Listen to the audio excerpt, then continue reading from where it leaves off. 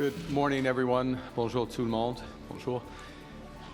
Yesterday marked the latest in President Trump's unprecedented series of U.S. tariffs that are designed to reshape the international trading system. The ambition of these measures is enormous. The effects on the global economy will be monumental. We received confirmation that the latest reciprocal tariffs will not be imposed on Canada. At the same time, President Trump confirmed that the tariffs announced last week against our auto industry will come in, and indeed have come into effect today. So while it's progress that further tariffs were not imposed on Canada yesterday, the President's actions will reverberate here in Canada and across the world. Three different sets of U.S. tariffs remain in place and will continue to pose significant threats to Canadian workers and Canadian businesses. And while they have been imposed under different premises, some things are consistent. They are all unjustified, unwarranted, and in our judgment, misguided. And we are already seeing the consequences. Just last evening, workers from Unifor Local 444, with whom I met last week, learned that their auto assembly plant in Windsor will be shutting down for at least the next 2 weeks. That's 3,600 workers who are now out of work, not by their choice. Workers who now worry how they're going to put food on the table and pay their bills. I and my government stand in solidarity with those workers in Windsor and all those workers hurt by President Trump's tariffs. And that's why we committed from the very start that all, and I repeat, all of our tariff proceeds will go to protect workers affected by the tariffs. Les premiers tarifs ont été annoncés en février. Après une brève pause, ils ont été remis en place en mars. Selon l'administration Trump, ils ont été mis en place en réponse au trafic de fentanyl qui aurait lieu à notre frontière commune. Pourtant, 0,20% du fentanyl qui entre aux États-Unis vient du Canada. Et malgré ce fait, le gouvernement précédent a agi dès décembre avec un plan frontalier robuste d'1,3 milliard de dollars. 1,3 milliard de dollars. Un plan qui implique de nouveaux outils pour nos forces policières, des hélicoptères, des drones et des équipes canines pour détecter et empêcher le trafic de fentanyl et des produits chimiques utilisés pour produire cette drogue. That plan is working. As U.S. Customs and Border Protection themselves have acknowledged, there was a 97% drop in fentanyl seized at our shared border in January compared to December. In fact, Canada was not mentioned once in the United States annual report that lists the biggest threat to that country. Just last night, the U.S. Senate made it clear that these tariffs are a mistake. The Senate voted to repeal them in a symbolic but important assertion of both fact and solidarity. The second set of U.S. tariffs were imposed in March on steel and aluminum imports from around the world, including Canada. Canada has long been the United States' main supplier of these materials that are vital to building Americans' homes, their cars, their bridges, their consumer goods, and so much more. These materials are vital to powering America's economy. The President pursued similar tariffs on steel and aluminum during his first term, a process which led to thousands of lost jobs in America. Then, as now, those tariffs were in clear violation of trading agreements. Today it's CUSMA, an agreement that the President himself negotiated and promoted during his first term. An agreement that we in Canada have upheld in good faith. Last week, the President and his administration announced their third set of tariffs, this time against auto imports primarily from Mexico and Canada.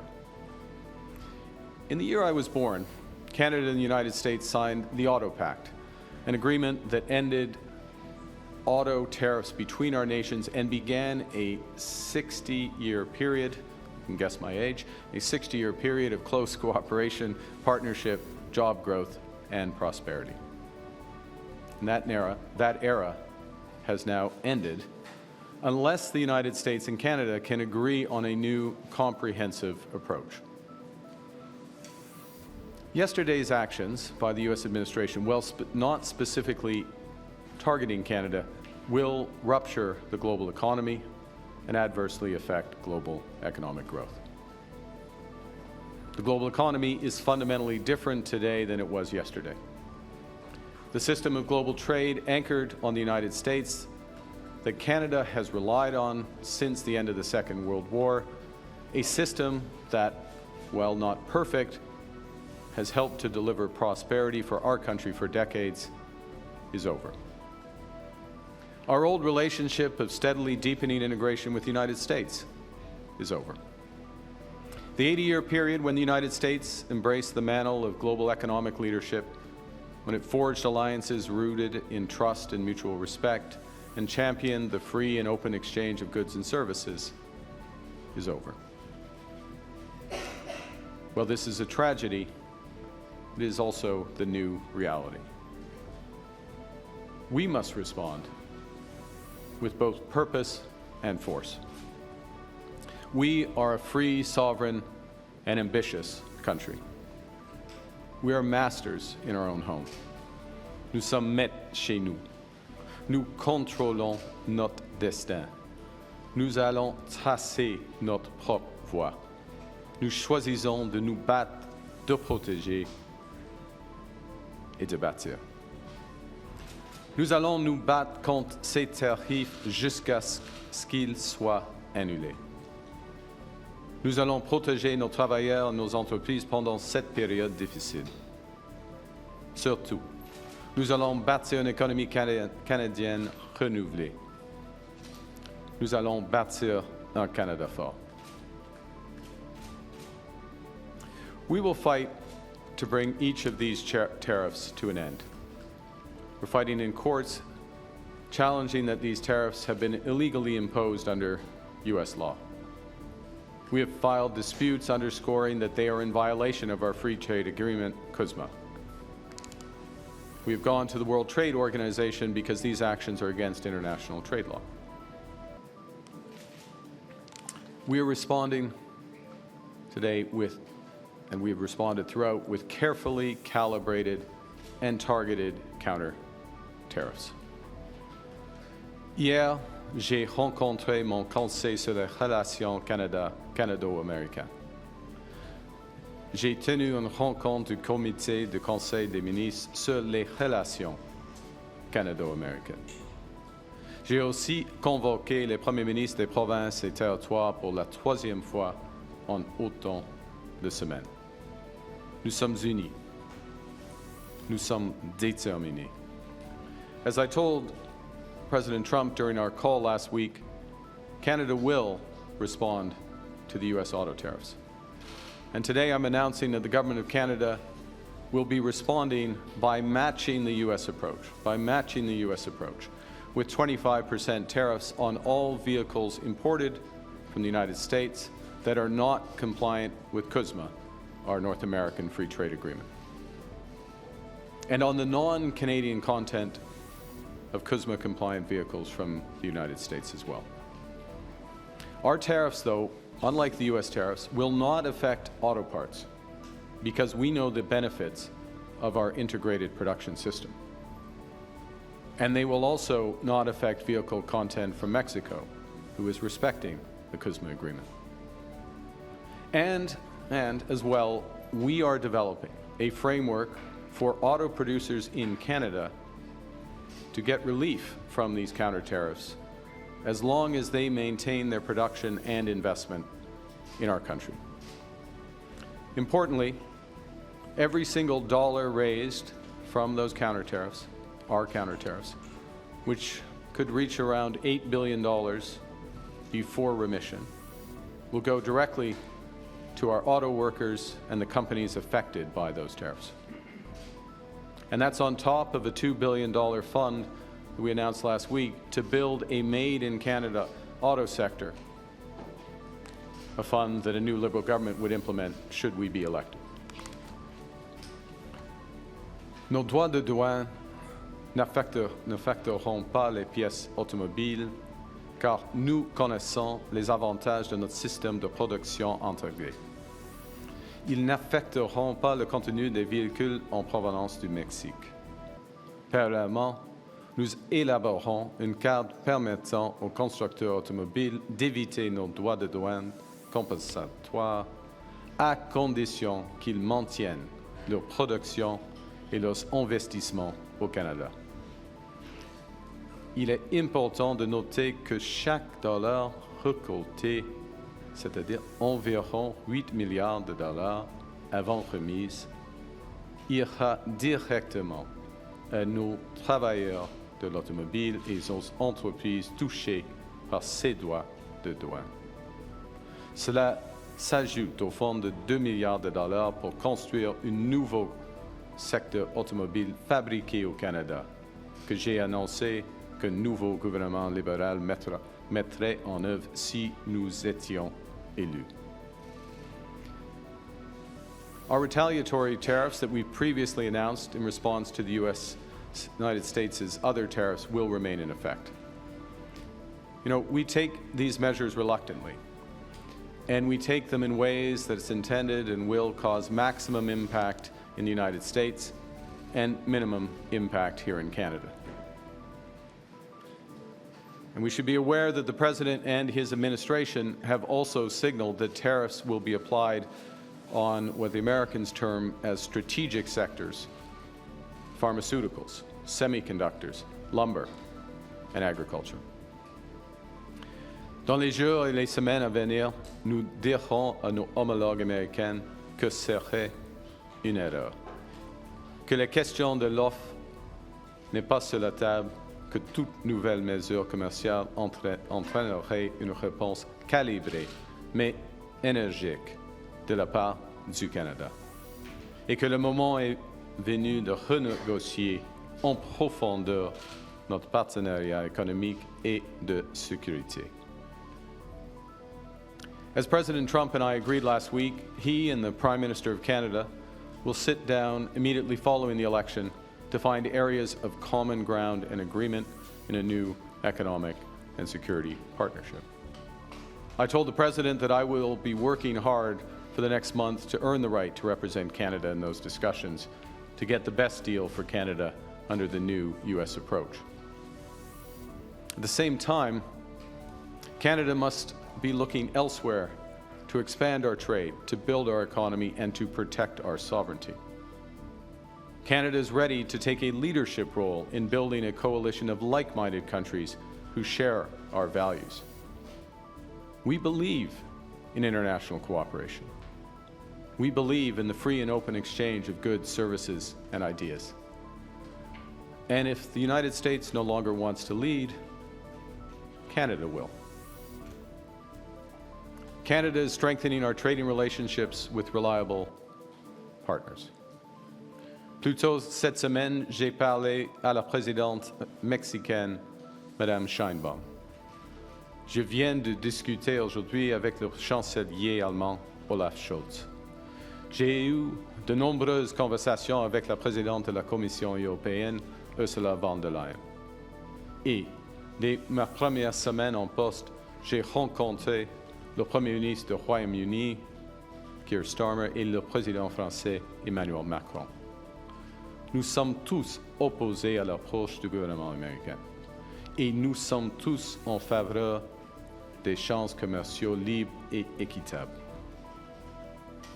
My government understands that Canadians hurt by the unjustified tariffs will need our support.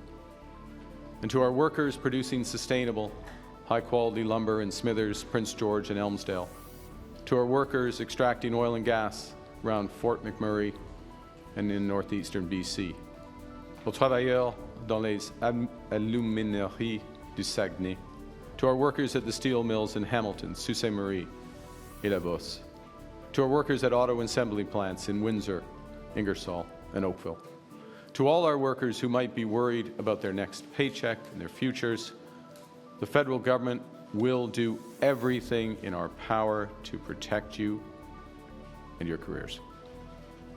In this new world, we have to look out for ourselves, and because we are Canadian, we will always look out for each other.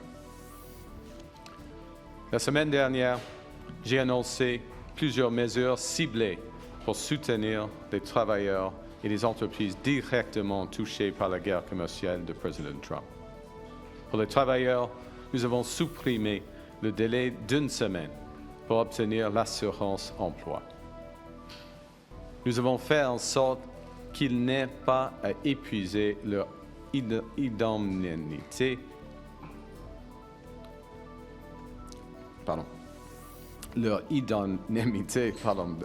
de part avant de toucher l'assurance emploi, et nous avons facilité l'accès à l'assurance emploi.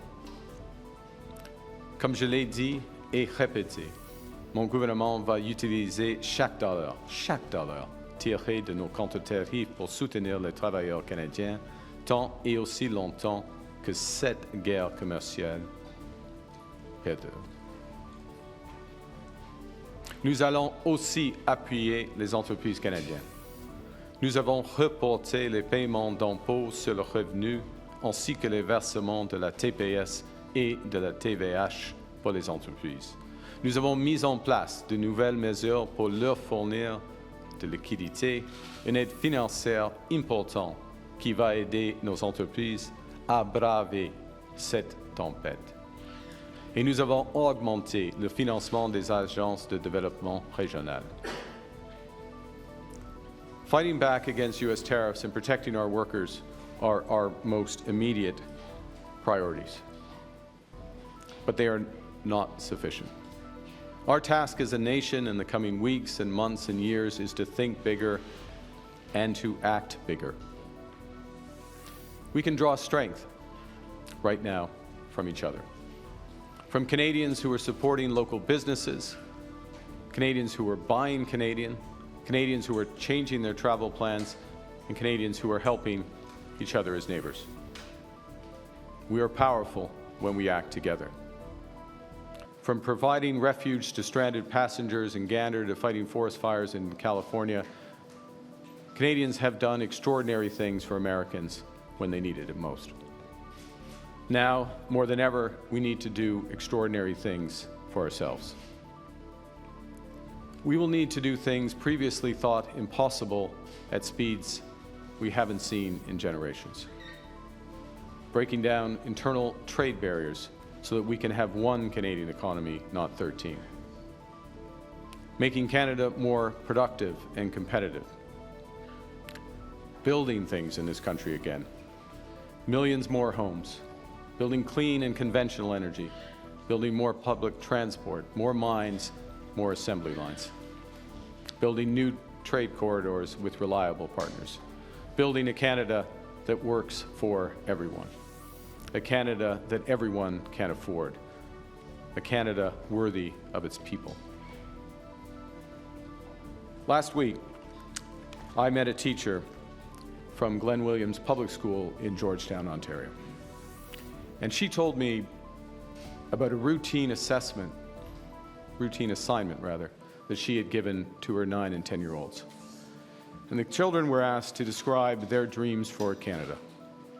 So some kids wrote about a country free of poverty, others dreamt of clean air and water, or a place where everyone enjoyed equal rights, dignity, and respect. These are what we all want for ourselves and for each other. But many also wrote about tariffs and threats to our sovereignty. Words that I hadn't met at that age. And I'm going to quote one which is representative. I dream of a a kind, and a clean Canada. A Canada that is not the U.S.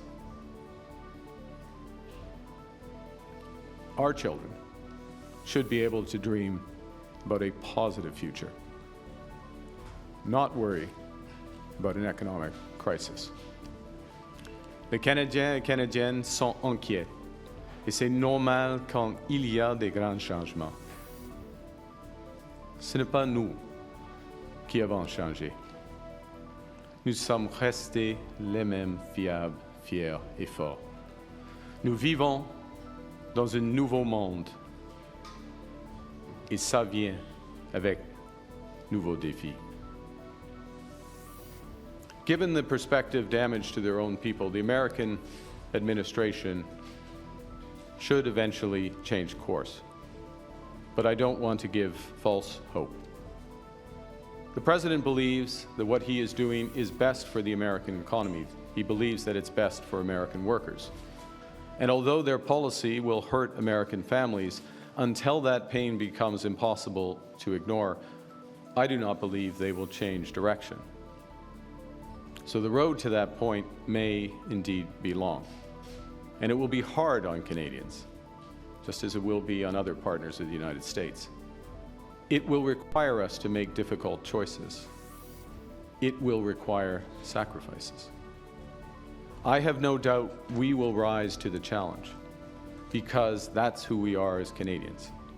We have done hard, seemingly impossible things throughout our history. We conquered the unconquerable at Vimy and Juno Beach.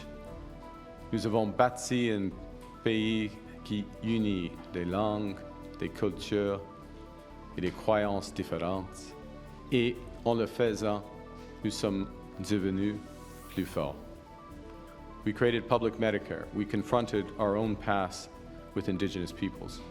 We answered the call to defeat fascism. We know we are not always perfect, but we always strive to be good. We do not do things because they're easy, but because they are right. We will rise to meet this challenge, and we will emerge stronger. So to those kids at Glenn Williams Public School, don't worry. With your spirit, with that of your parents, their friends, and people like them across this great country, all pulling for Canada, we will build an even better Canada for your future, because that's who we are. We are Canada. Canada strong, Canada fort. Thank you very much. Merci. I'll be pleased to take your questions. Bonjour tout le monde. We'll now start with the press conference. We'll take 15 minutes of questions, one question, one follow-up. On a 15 minutes, une question et une suite. Laurence? Merci. Bonjour, M. Carney, Laurence Martin de Radio-Canada. Il n'y a pas eu de recul, vous l'avez dit, il n'y a pas eu de recul de M. Trump sur les tarifs déjà annoncés pour le Canada, comme sur le secteur de l'auto. Est-ce que ça veut dire que votre appel avec M. Trump la semaine dernière, finalement, n'a pas été si productif que ça? Je crois que vous avez raison, et comme je viens de décrire, il n'y a pas de recul des tarifs par rapport au fentanyl, l'acier, l'aluminium et puis le secteur automobile. L'appel avec Monsieur le Président, nous avons fait de progrès. On peut le voir avec le résultat par rapport aux tarifs réciproques. Nous avons eu le meilleur accord d'une série de mauvais accords. Ça, c'est la vérité, okay, dans ce cas. Première chose. Deuxièmement, nous sommes d'accord, Monsieur le Président et moi, nous sommes d'accord qu'au début de mai, il y aura le commencement des discussions globales en ce qui concerne le partenariat économique et sécuritaire du Canada et les États-Unis. Alors, encore, ça c'est du progrès, parce qu'on ne peut pas faire de progrès avec chaque initiative, chaque enjeu. Il faut avoir une discussion globale entre les deux pays souverains. In English before mine. You're absolutely right. The core tariffs with respect to fentanyl, automobiles, steel and aluminum remain in place. with respect to an enormous series of trade measures that were announced yesterday. We have the best deal of a series of tough deals, bad deals in many respects. That is progress. That is recognizing the partnership. As well, what was also progress in the call the President and I had last week is this agreement that we will sit down, future Prime Minister and him as President will sit down and begin negotiations on the overall economic and security partnership with Canada. And that's important, in my judgment, because we will not make progress on individual items. We can only make progress as a whole in a relationship that is being redefined. And of course, as I said in my remarks, and as I said to the President, and as I said at the time, I'm working hard to ensure, or to earn the right, rather, to represent Canada at those negotiations. Et en suivi, est-ce que vous songez à imposer une réponse coordonnée avec d'autres pays contre les États-Unis? À ce moment-ci, non. En bref, non. On a des discussions. J'ai plusieurs discussions avec l'autre chef d'État, chef de gouvernement en Europe, au Mexique et d'autres parts du monde. Mais ils sont des discussions positives. Comment on peut augmenter les relations commerciales entre notre pays ou nos juridictions? Ce n'est pas afin d'avoir une réponse négative ou coordonnée par rapport aux États-Unis. OK? Merci. Bonjour, Émilie Bergeron de la presse canadienne. Votre prédécesseur, Justin Trudeau, avait invité les autres chefs de parti à des rencontres conjointes pour montrer que le Canada est uni, qu'il y a un front uni face à M. Trump. Pourquoi, si vous mettez votre campagne électorale sur pause et que vous êtes dans vos avis de premier ministre et que vous dites que c'est un enjeu non partisan, alors pourquoi vous ne faites pas comme M. Trudeau et vous invitez les autres chefs de parti soit à une rencontre ou à un appel? Les autres chefs du parti sont avisés de notre réponse. En ce qui concerne la coordination canadienne, j'ai plusieurs discussions avec tous les premiers ministres des provinces et territoires en groupe et dans un sens bilatéral, des discussions avec des chefs des syndicats, des chefs, des dirigeants autochtones, des PDG, tout cela. Il y a beaucoup de consultations, coordination. Et nous avons une équipe canadienne par rapport aux États-Unis. Et si je peux dire,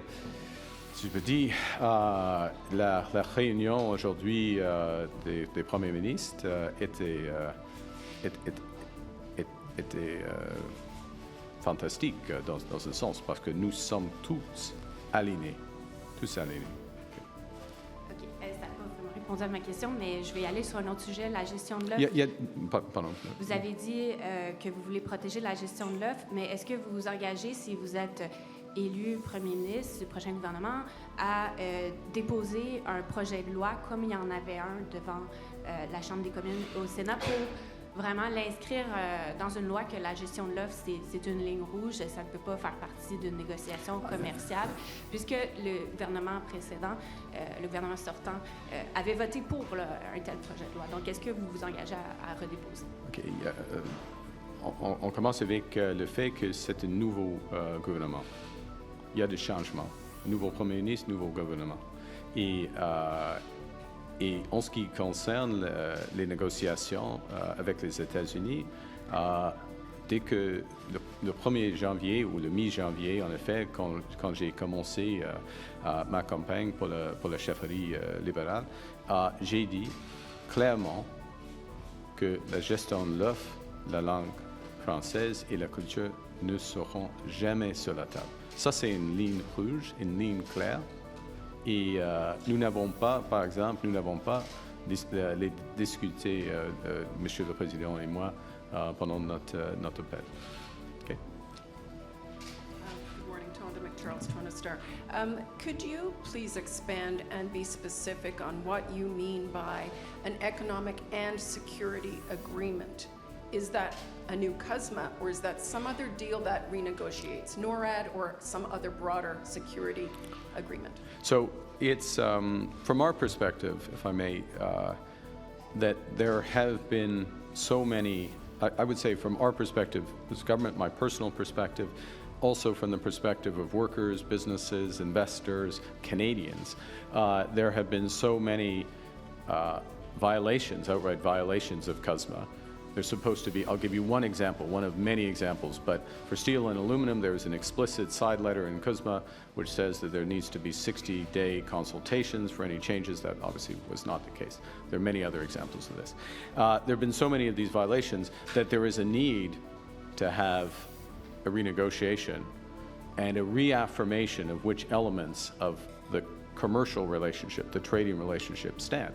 Now, they may change, given the objectives of the United States. They may change, given, in fact, I think they will change from our perspective as well, in terms of what we need to do that's best for Canada, given the new U.S. position on so many things.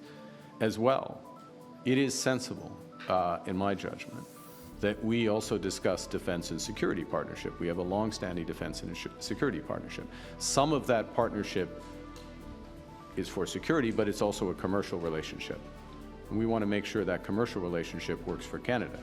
We'll observe that 80 cents on every dollar that we spend on military equipment in its broadest sense goes to the United States. In the current stance of the relationship, that doesn't make sense. So we want to sit down and have everything on the table and have that discussion, everything on the table within commercial, subject to my previous response to the last question. So I understand that not to be all balled up in one agreement, separate agreements, but in the future negotiation then, I want to understand what you take from President Trump's 12% reciprocal tariff, Yep. sort of that he has hanging over Canada, even if he lifts the border tariffs you call unjustified. So I think there are several things, if I may, and it's hard to predict all elements of this, but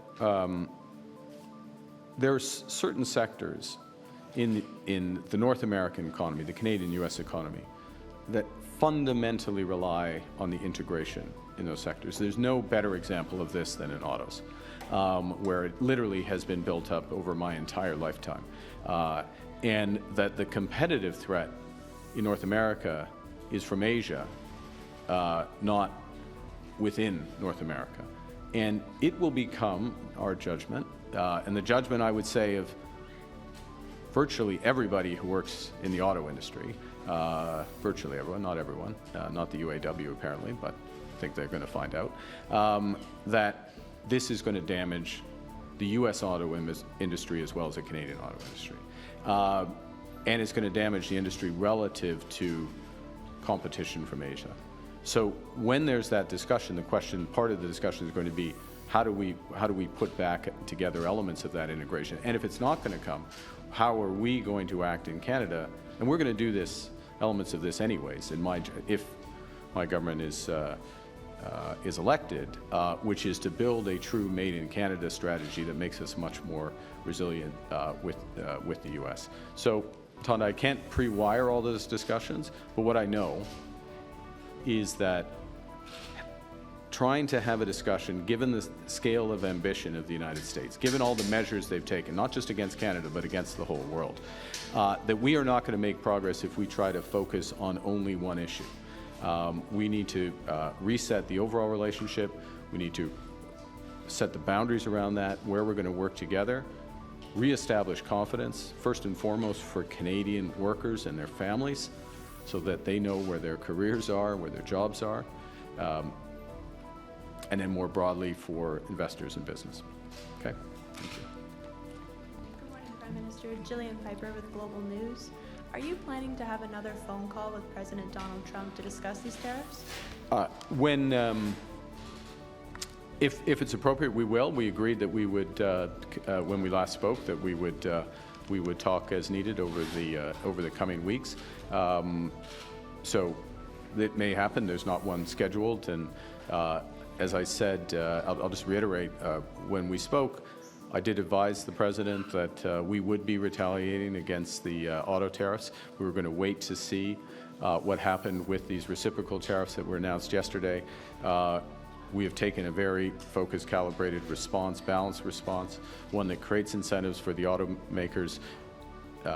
So as appropriate, we will speak. I'm very conscious, we're very conscious that there are additional measures likely to come in other sectors, including forest products, pharmaceuticals, and others. You said previously that the relationship that Canada had with the United States is now over. Is the U.S. still our ally? The U.S. Absolutely. Look, the U.S. is absolutely our ally. It's our ally in security and defense partnerships. It's our most important security ally. For example, it's still, even with these tariffs, the largest trading partners. The point I made last week, the point I made again today, is part of what our relationship has been based on, though, has been a degree of integration between our economies, our trade becoming closer and closer together. That is over. I mean, we saw that that was ending a while ago. It's now emphatic. I think the world is learning that that is over. That creates real challenges for us. We're not sugarcoating it. We're absolutely clear about that. It also, though, creates an enormous opportunity for a country like Canada, which has virtually everything that the world wants, has a lot of things that the U.S. wants, and they're going to find out how much they want it with these tariffs. So we have virtually everything the world wants. And when I talk to leaders in Europe, when I talk to the Mexican president, they want to work with us. They want to cooperate with us. And I'll say one other thing, if I may, and then hand, which is one of the things, and I'll go back to Team Canada. Premier Smith, Premier Moe, Monsieur le Premier Ministre Legault, all of those premiers in the very short term either have just gone on major trade initiatives to Europe in some cases, or about to go to trade missions in Asia. That's the Team Canada approach. That's the coordinated approach that we need. And I think Canadians, again, not sugarcoating the challenges, but can be very encouraged about the sense of purpose and action at different levels to move forward. Enfin, les alliés ou oui, les États-Unis, bien sûr, les États-Unis est encore un allié du Canada. Les États-Unis, c'est notre allié la plus importante en ce qui concerne les matières de sécurité et de la défense, par exemple. Mais le monde change. OK. Ashley, please. Ashley Burke, CBC News. Good morning. You have talked about this, the old relationship when it comes to the tight military and security cooperation being over. So what exactly are you picturing, and what does that mean for NORAD? Well, first and foremost, what I've emphasized has been the commercial relationship, the trading relationship, and the direction of that relationship. It was only a few months ago that many responded to the initial U.S. tariffs and discussions of tariffs by saying, this was not me, to be clear, but some prominent Canadians said, well, we should have a customs union with the United States. We should become closer to the United States. It's clear that that strategy has tremendous risks, would be misguided in my view, and misguided and create tremendous risks. There may be certain sectors where that's the case, but as an overall approach, that view, that relationship's over. As I just said, our military and security relationship is still, with the United States, is still our most important one, without question.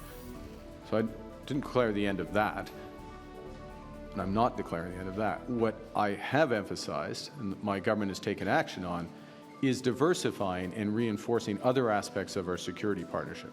So we signed a major defense agreement with Australia, over the horizon radar. My trips to Paris and London were partly about deepening our security partnerships with those countries. We're looking on diversification in terms of maritime procurement and other aspects of procurement. We're reviewing the F-35 fighters to make sure that that's the right approach for the country going forward, given the other considerations. Last question. Yeah. You talked about how long and hard the road could be for Canadians if Mr. Trump keeps these tariffs in place. How long and hard, and is Canada headed towards a recession? Well, look, I think it starts with what the implications of these tariffs, yesterday's tariffs, which affect all economy, virtually every economy in the world, means for the global economy and the U.S. economy and a U.S. economy which is slowing, U.S. economy where inflation is starting to pick up, where financial conditions are going to start to tighten, and a U.S. economy which has a possibility of tipping into recession themselves. So it starts there.